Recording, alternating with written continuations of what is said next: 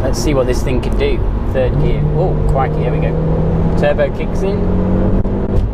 Morning everybody, welcome to another Pedal Out video. Today we are driving in the new Pedal Out Mark 1 Audi TT.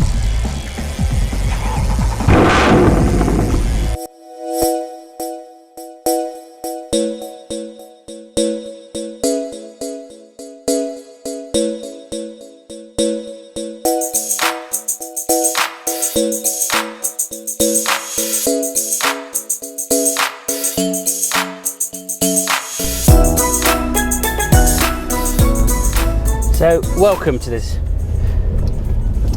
rather special Pedal Out video. So I've been a bit excited about doing this video.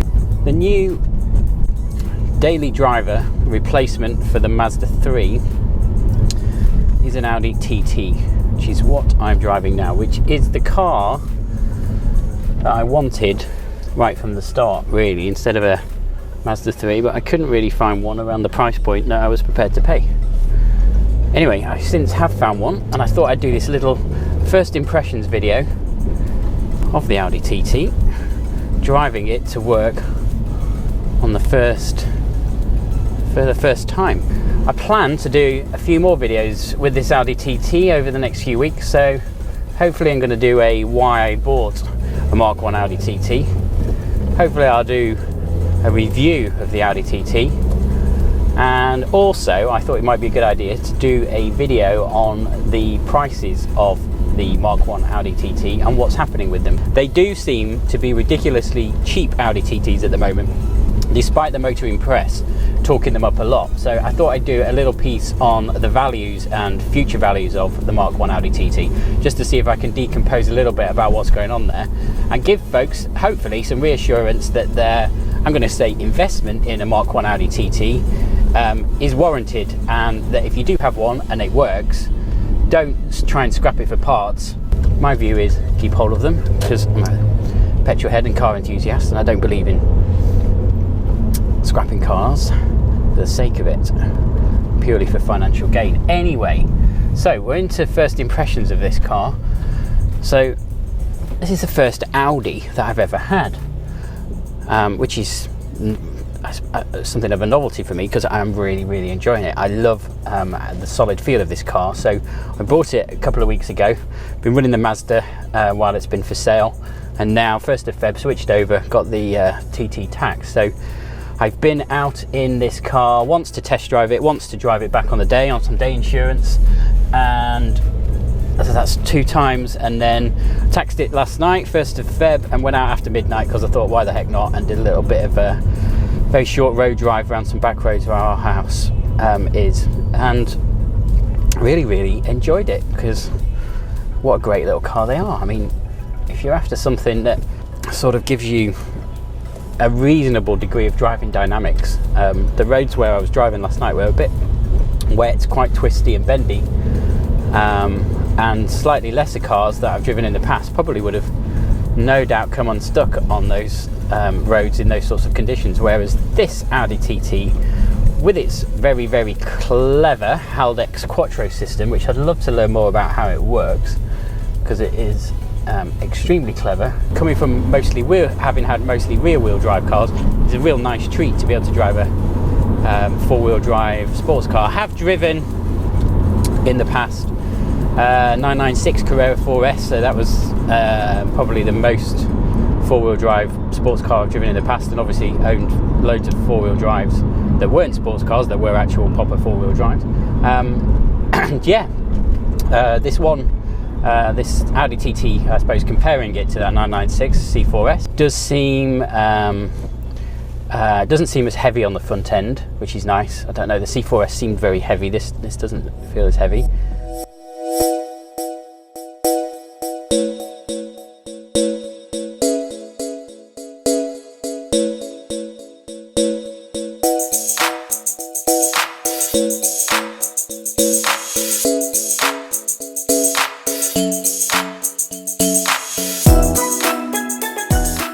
This feels still, I say still very Germanic. It just feels very Germanic. I think when people talk about Germanic cars and them being of such good build quality. I think the benchmark, and I say this as kind of a fan of BMW, having I do have one, having had a few of them. I think Audi is kind of the benchmark in just creating a car with such solid feel and German quality. This car is, I don't know, 1999. It's a W plate, so it's 17 years old.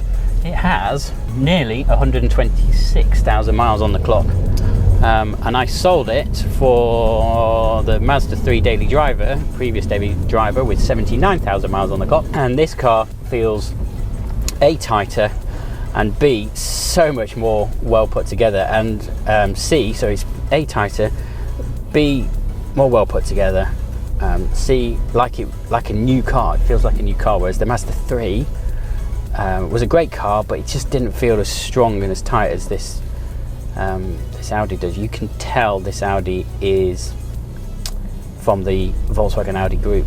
It really shows in here. But no doubt anybody who's been around cars and into cars long enough will know that the Audi TT shares a lot of its underpinnings with other models in the Volkswagen Audi group range, such as the Golf, the then Golf of the time.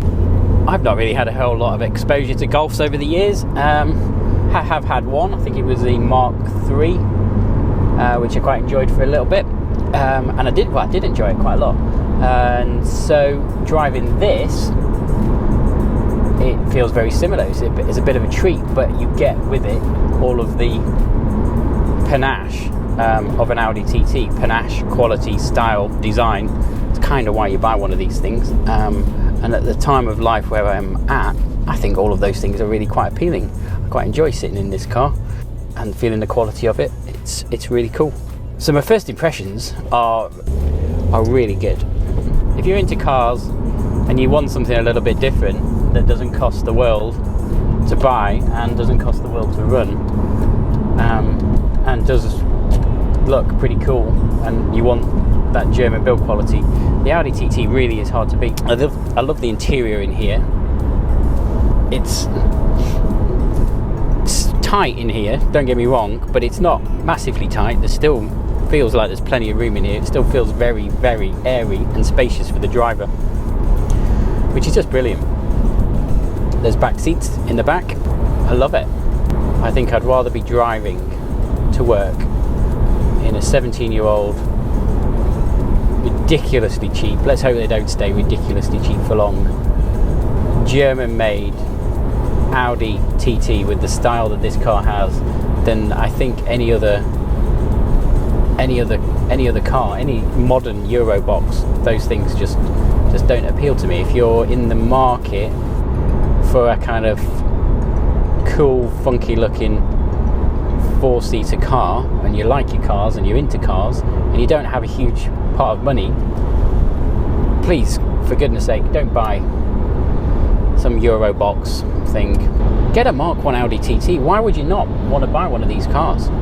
Less than £2,000. The more people who will buy them, hopefully, the more demand there'll be, and hopefully it might push the prices up. One of the problems that the Audi TT suffers from is success. I think its success has impacted prices now to such an extent that is why you're seeing such ridiculous bargains to be had for getting one of these cars. And what I mean by that is, it was so successful, they made thousands of these things in this country, absolutely thousands of them. And if you go to how many are left and just have a look, just pick one model, the 225, see how many of them they registered, 1,000. So there's just a massive glut, there's a massive oversupply, which I think from a buyer's perspective is great. From a long-term owners and investors perspective, maybe not so great. The numbers of registered Audi TTs, Mark 1s anyway, it's pretty much stayed fairly constant. It's in decline, but not anywhere near the level of decline that you would perhaps see in other sports cars and sports car makes, like perhaps the 944s or 968s, which arguably they have now gone up in value, but arguably they do have far fewer of them. There aren't as many of those cars. Let's see what this thing can do. third gear. Oh, crikey, here we go. Turbo kicks in. Up to 7,000. Fourth gear into fifth. Oh, it's just nice having a 6-speed gearbox again. Right, I better carry on my way to work. Hope you enjoyed this video. Give it a thumbs up if you did. Feel free to subscribe. Like I say, I'm going to plan on doing a couple more Audi TT Mark 1 videos coming up soon. We'll look at this 225 Quattro in a little bit more detail. See you soon.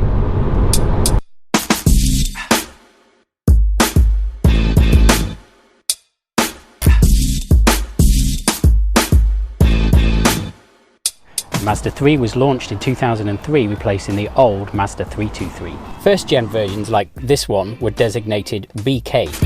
Now, where I come from, BK means Burger King. So, is this car a flame grilled Whopper or a plain old cheeseburger?